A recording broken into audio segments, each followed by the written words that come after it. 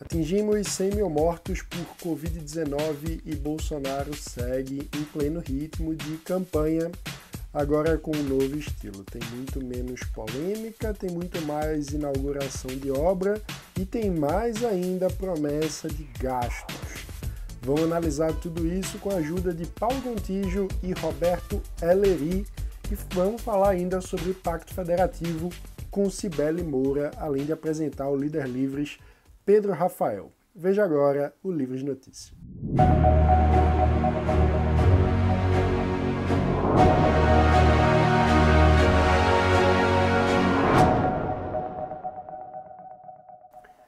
Nesse fim de semana, o Brasil atingiu a marca de 100 mil mortos por Covid-19. Trata-se de uma tragédia de difícil comparação com qualquer outra na história do nosso país. É muito triste. A gente não pode normalizar essa tragédia de dimensões enormes do ponto de vista econômico, do ponto de vista sanitário, mas sobretudo do ponto de vista humano. A gente está falando de 100 mil vidas humanas, 100 mil universos individuais despedaçados, 100 mil famílias chorando a dor do luto.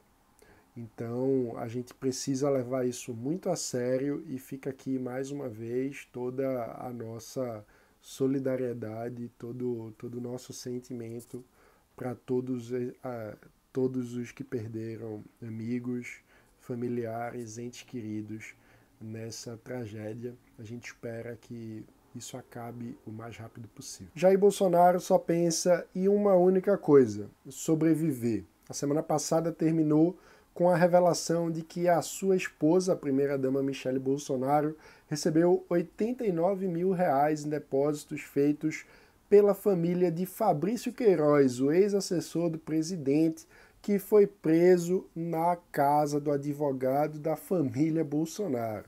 É uma história muito esquisita, muito mal contada, que precisa, obviamente, ser devidamente apurada até suas últimas consequências, e que Bolsonaro sabe que, para sobreviver, a única forma que ele tem é se manter forte politicamente. Isso significa buscar com todas as suas forças e energias a reeleição à presidência da República em 2022. E, em busca dessa missão, ele tem se inspirado num velho conhecido de todos os brasileiros. Quem faz a análise para a gente é o diretor executivo do Livres, Paulo Gontijo. Bom, pessoal, nessa semana a gente teve o lançamento de uma pesquisa do Datapoder 360 e nessa pesquisa nova aparecem dados que demonstram a consolidação da vantagem do presidente Jair Bolsonaro na reeleição de 2022. Essa vantagem ela aparece por uma série de razões. Primeiro, uma troca de base muito clara, perdendo voto entre os mais escolarizados e ganhando voto entre os setores menos escolarizados e mais empobrecidos. E em grande medida isso pode ser atribuído sim ao auxílio de R$600, que tem prazo para acabar, mas que serve como uma alavancagem de popularidade bastante expressiva nesse momento. E também por uma mudança de perfil político do presidente. O presidente se expõe menos, o presidente dá menos declaração bombástica, ou tenta. As redes sociais do presidente estão bem menos ativas do que anteriormente. E nesse momento ele trilha o mesmo caminho que Luiz Inácio Lula da Silva trilhou após o escândalo do Mensalão. Ou seja, após o escândalo Queiroz e as evidências contra Flávio Bolsonaro, o embarque dos pitbulls do Centrão, que agora defendem veementemente o presidente, fazem com que a base fisiológica esteja consolidada e que, portanto, o risco de impeachment seja bastante diminuído daqui até 2022. Apesar disso, o presidente ainda tem algumas dificuldades. Todos os candidatos testados são de perfil, à exceção de Sérgio Moro, bastante pouco expressivo ou já fracassados em certa medida, e apontam também que existe uma viabilidade de um caminho novo. Nomes que podem se lançar, não foram testados, alguns, mas principalmente não existe hoje uma opção.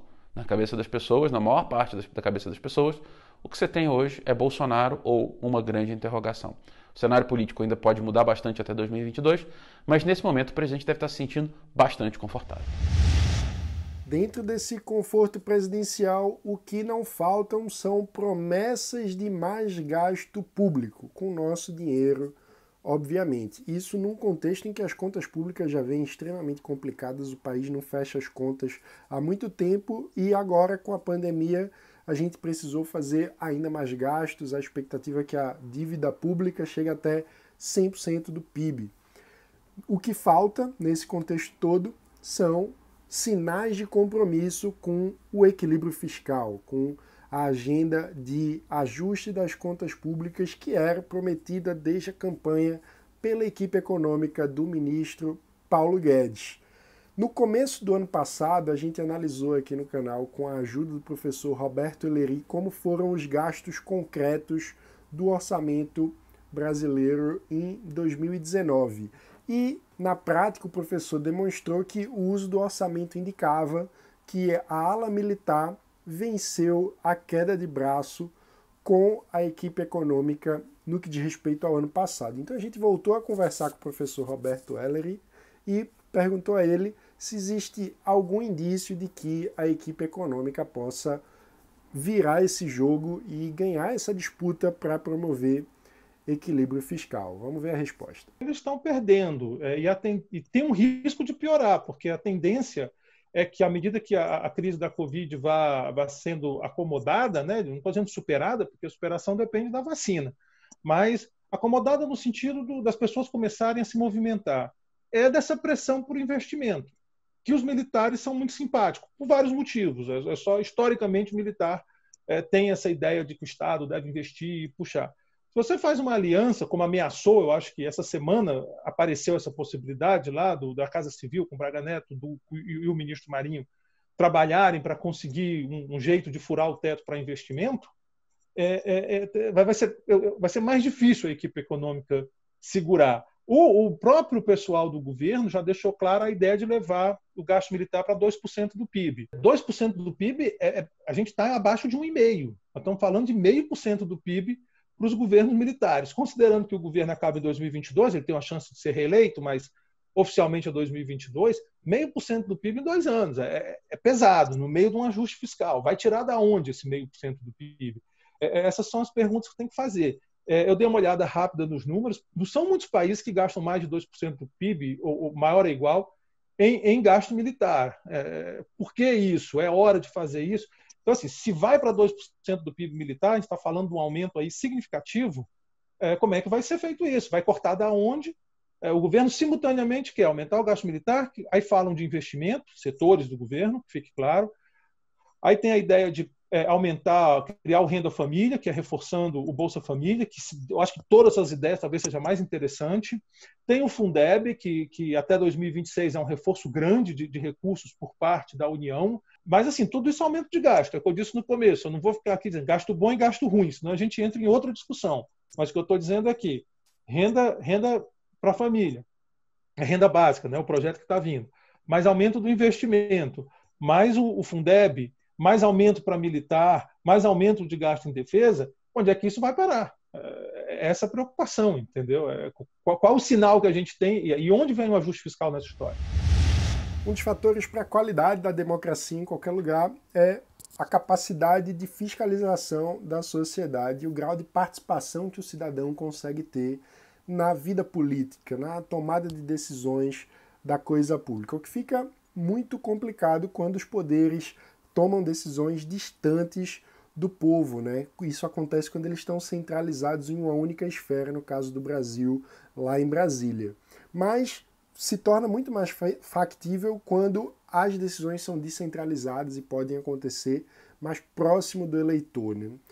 Vamos conhecer agora uma ação movida por esse espírito feito pela nossa associada, deputada estadual Cibele Moura, lá da Bancada da Liberdade de Alagoas. O Pacto Federativo sempre foi algo que me incomodou. As grandes decisões sempre ficam em Brasília, sobrando pouco para os estados poderem decidir conforme a sua necessidade. Um estado como é o caso de Alagoas tem uma realidade cultural e econômica muito diferente do estado de São Paulo, por exemplo. E as decisões, as grandes decisões brasileiras, são tomadas igualmente para ambos os estados. Pensando nisso, um grupo de deputados, isso partiu da Assembleia de Santa Catarina, decidiu propor um projeto de resolução, onde 14 assembleias aceitando e propondo o mesmo projeto, a gente consegue enviar um projeto de emenda constitucional lá para Brasília. E Alagoas não poderia ficar de fora. Propus aqui na Assembleia essa mesma resolução. Uma resolução que muda todo o Pacto Federativo Brasileiro, se aprovada aqui e aprovada, obviamente, na Câmara Federal. Poderemos tratar, com a realidade de cada estado, de temas como, inclusive, temas penais em crimes de menor grau ofensivo. Poderemos tratar de temas contratuais. Poderemos tratar de vários temas que hoje ficam nas mãos de quem está lá em Brasília. Chegou a hora de fazer valer o slogan, de parar de ser apenas promessa de campanha. Temos que lutar por mais Brasil e menos Brasília. E agora é hora da gente conhecer mais um Líder Livres. Dessa vez, vamos ouvir o recado do Pedro Rafael, do Rio de Janeiro. Sou formado em Relações Internacionais, fui um dos que trouxeram o Livres para o Rio de Janeiro, lá em 2016 ainda. Naquele então fui candidato do Livres aqui na cidade, justamente para desburocratizar a cidade e buscar uma cidade mais inteligente e propícia para mais empreendedores e geração de emprego. Sem isso, a gente não tem a cidade maravilhosa. Um abraço. Esse foi o Livros Notícia de hoje. Deixa aqui o seu like, se inscreva no canal e ative o sininho para não perder as notificações. Hoje à noite, a partir das 19 horas, no Livres ao Vivo, a gente vai conversar sobre a importância da sustentabilidade para um futuro livre. Para isso, receberemos a ambientalista Nathalie Antastel e o convidado mais do que especial, nosso querido Eduardo Jorge, ex-candidato à presidência da República pelo Partido Verde, ex-candidato a vice-presidente na chapa da Marina Silva na última eleição. Certamente vai ser uma conversa muito rica e prazerosa. Eu espero contar com a sua presença e companhia até lá. O Livros Notícia, como você sabe, de segunda a sexta-feira, sempre às 7 da manhã, traz para você os principais destaques do dia para quem defende a liberdade por inteiro. Obrigado e até a próxima.